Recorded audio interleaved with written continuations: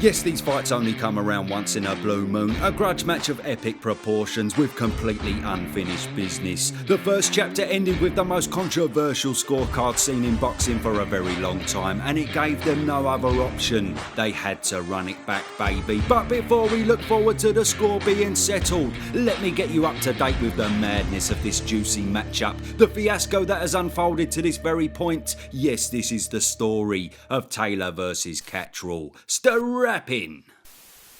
Blimey, that was quite eerie, wasn't it? Well, I just can't help it, people. I get on movie trailer voice when I'm double excited, and this fight has got my nipples ultra erect. It's got the vibes of Hay Bellew, the politics of Frampton Quig, and the controversy of Froch Groves. But that's not all. It's also got Sam Jones in it as well. Bloody hell, look out. If at any point you feel like bursting your eardrums, ask Sam who won the first fight. He'll smash them to f***ing bits for you. Yes, he's absolutely brilliant, Sammy boy, and he started this build-up as he means to go on. I've always given him his props. He's a fantastic fighter that did things the hard way in boxing. He got fast-tracked very early on, but ultimately, he should have 3 defeats on his record. Regis Prograis beat him, Jack definitely beat him, and Teofimo Lopez most certainly beat him. Terrific. So yes, we've had the pressers, we've had a cheeky slap in there as well. Bosh, there we are. And we've also had the needle. Put you on your ass your last fight. Yeah, and you got smashed in your last fight. You still got beat. Because you were never done fuck all the rest of the fight. You can't even see straight. I'm going to smash you to pieces. So there you go. Yes, love it. So all in all, we're ready to rumble, people. But how did we get here? What's the story, Balamori? Well, let's rewind a little bit, shall we? All the way back to... Sam must have been using my computer again. Oh, bloody hell. Here we go, look. Hold on.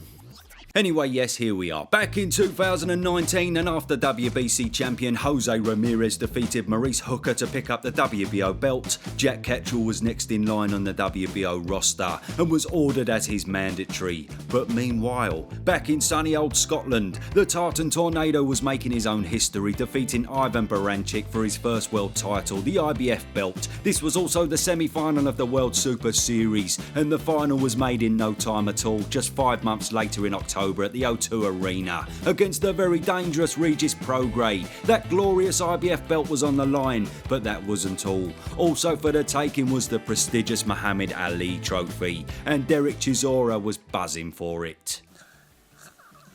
My Muhammad Ali trophy, nobody gives a fuck about it no more. Thank you, Derek. So after a thrilling fight, a nip and tuck battle of heart and determination, Josh Taylor emerged as the victor. After the fight, he may have looked like he used up all his eyeliner on one eye, but either way, he was now World Super Series champion, and Mr. Catterall looked on with young Taylor now firmly in his future plans. However, then the old COVID kicked us right in the ghoulies, didn't it? Yeah, that was fun, bloody hell. No boxing, no football, Sam Bellins built all the toilet roll, brilliant, good times, wasn't it? Anyway, when normality did start to reappear, Ramirez chose not to fight Catterall in favour of Victor Postal, and after scraping by with a majority decision, it was finally Jack's turn at trying to achieve his boxing dreams. But everyone said, oh, can't we have a bit of Joshy facing Ramirez for the undisputed instead? You don't mind, do you, Jack? Bloody hell, he must have been thinking, what's wrong with me? He was smelling his armpits going, someone throw me a bone here. Anyway, luckily they did. A nice juicy bit of step-aside money to allow the undisputed to go ahead,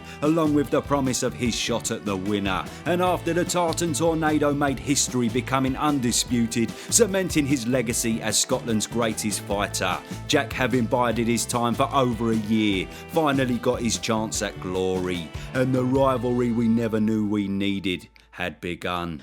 I can't see any way that he wins this fight. No way you win this fight, Jack Catterall. That's a What's crazy the answer statement to that? I'm going to win. There's several ways that I can win this fight. I'm going to win this fight. No question, no doubts. No question in my mind, no doubt in my mind. By how? By how? By how, Turning yeah. up to Scotland and being Jack Catterall. How are you going to do that? In what way? Beat you. What way? Beat you. How are you going to do How I that? beat you. How are you going to do it? Doesn't matter. How are you going to do it? Beat you. Get in there. Don't know. Punch your head in. You don't know? You got to punch my head in? Yeah. Oh, it's easy as that, is it? Well, it's not easy. Go back to bed. Go back to bed. Yes, so this frothy little matchup was off to a bang. Go back to bed, he said, but the Jackster didn't go to bed. Instead, he got in Taylor's head. See that rhyme there? Bosh, I'm like Stormzy, innit? Rude boy, shut up, sorry. But yes, it reminded me of the cool, calm Groves triggering Frotchy in their build-up. Frotchy being unable to understand why he was being disrespected as a world champion by this smug little ginger man. Taylor had them Frotchy vibes, and Catterall held that quiet Groves confidence. And then it was the way in, emphasising the true dislike both men had for each other. It all got double spicy. Yes, here they go, love it. Catterall with the gentlest throat grab in history there. Blimey, it wasn't his most violent moment, was it? It looked more like he was trying to pop a bloody spot. However, just prior to this, it was apparent that Josh looked rather drawn on the scales, with Catterall looking fresh as a daisy. Many felt that he didn't have much time left at this weight. There was talks of him moving up to the absolute mega fights against the Crawfords of this world, with the life-changing money on the line. In a way, he may have seen this fight as a bit of an inconvenience for him. Whether that affected the way he trained or anything like that, we'll never know. Either way, he was still expected to do a number on Catterall, and the Mancunian was almost written off by the bookies and the experts. But as the first bell rung, in the Hydro Arena amongst an electric atmosphere of mostly Taylor fans, within 30 seconds, Jack set the tone of the fight. We call this a close stance battle. Both guys. Ooh, there's a left hand from Catterall. Yes, it was a bit of an eye-opener for Taylor and Jack's way of saying, aye, this is not going to be an easy night for you, bruv. And it really was anything but. It's elusive from Jack Catterall, and look at this. Burst of combination. He's got 2,000 fans here. Catterall bossed the first half of the fight. Well, not according to the bloody judges in the end, but if your eyes had fucking batteries in them, it was a complete domination for this segment. Jack kept him at range. He maintained a distance where Josh could rarely land and picked him off with great hand speed, a flurry of strong jabs and 1-2s. He was locking the Scotsman up when he was in close, and Josh had no real answers, which led to frustration. The rounds then become scrappier, but the clear lead was still to Catterall, and that lead was about to increase. You know. Catterall, and he floors Taylor in the 8th round. What about that? So for the rest of this round, it looked as though the belief was draining away from Taylor, and upon sitting on his stool, trainer Ben Davison knew they had a lot to do. Switch on! You can't keep dipping down the same way each time. You need to commit now. You need to glove up and you need to step to him. Head slots in between. He's starting to feel his pace. We're behind.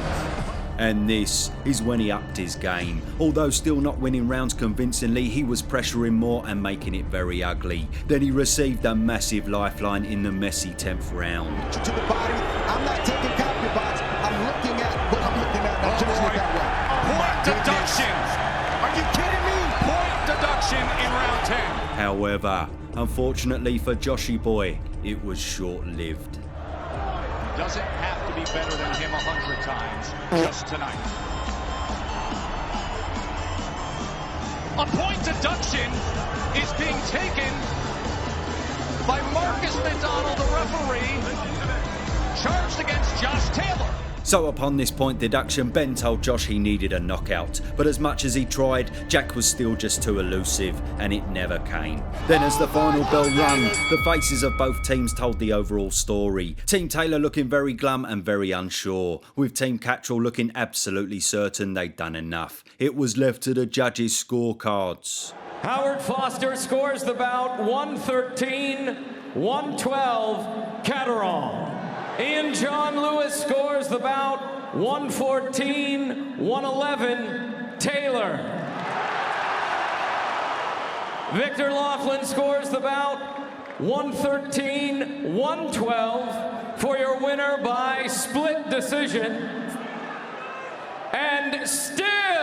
Well, yeah, apparently Jack hadn't done enough. So yes, it was a shock to the fans at home and everyone in the arena, other than Team Taylor. Even the Scottish fans booed the result, and Jamie Moore's head nearly f***ing exploded. He steps aside, done the right thing for boxing, stepped aside to allow a unified champion on the promise that he would get the opportunity. He gets the opportunity, he performs like that and beats the champion in his own backyard and gets absolutely robbed. The following days, the outrage intensified and Team Taylor felt the full force of it. Even though they fought their case, the CompuBox stats reiterated the backlash as it showed Catterall outlanding Taylor in every single department. A whopping 47 more total punches, 23 more jabs and 24 more power punches. Even with the elements such as pressure and forcing the fight, it was still difficult to make any case for Josh. Overall, it really did scream that fateful word, robbery. So then, yeah, many will agree it was a very confusing decision, and ultimately we all underestimated Catterall and he really did prove us all wrong. But to be fair, it was easy to write him off with the form that Taylor was in. Catterall's record told a somewhat uninspiring story. A close decision against Ahara Davis, who Taylor absolutely destroyed, a UD win against Tyrone McKenna, and generally no real statement wins to shout about. He'd never shown devastating power or any spectacular attributes. He was just a solid boxer who, after years of grafting, had earned his opportunity. But clearly, we had him pegged all wrong. What we never factored in was that this is a man who had 6 weeks of sparring with Floyd Mayweather for the Pacquiao fight. He went straight from there to spar Canelo for the Kirkland fight, all at just 22 years old, and he was called back by these all-time greats on many occasions because they appreciated his ability. You could even see some of the Floyd experience in this fight with the Philly shell and the shoulder roll that completely stalled Josh's hard work, and he had an excellent game plan that was utilised perfectly on the night. Not to mention he showed great heart all the way to the final bell. Jack needed this to show us how good he really was, and although he never got the decision, he did just that. But for Taylor, well, okay, he wasn't at his very best like we've seen. Maybe that's because he just wasn't up for the fight, or maybe he was too tight at the weight. But maybe it was because Catterall didn't allow him to be. In the same vein as Joe Joyce against Zhilei Zhang and Joshua against Usyk, maybe Catterall has simply got his number. We don't exactly know. But ladies and gentlemen, there's only one way to find out. Finally, the rematch, baby, and yes, it is on. After the fight, Taylor went on to lose to Teofimo Lopez in what was an absolute masterclass by the American, and Jackie Boy produced 2 solid performances against Foley and Linares. Although us fans screamed for the rematch during this time, the politics simply never allowed it to come to fruition. Thankfully though, now after more than 2 years, here we are. Taylor, having left Ben Davison after the first fight, is now with Joe McNally in his camp, and they will leave no stone unturned this time around, fighting to redeem himself, righting what is considered a wrong, and Catterall intends to walk away with what he would call another victory over the Scotsman. This will be a mouth-watering spectacle, and there is only one place to watch it, people, live on DAZN. Don't miss this epic build-up, although to be fair, it'll be quite hard to miss it with Sam Jones and Eddie floating about. Blimey, you're going to see more of them than you see your bloody partner. But yes, it's going to be worth it, and we cannot wait. More to come on this epic story very soon. But for now, arrivederci and bosh.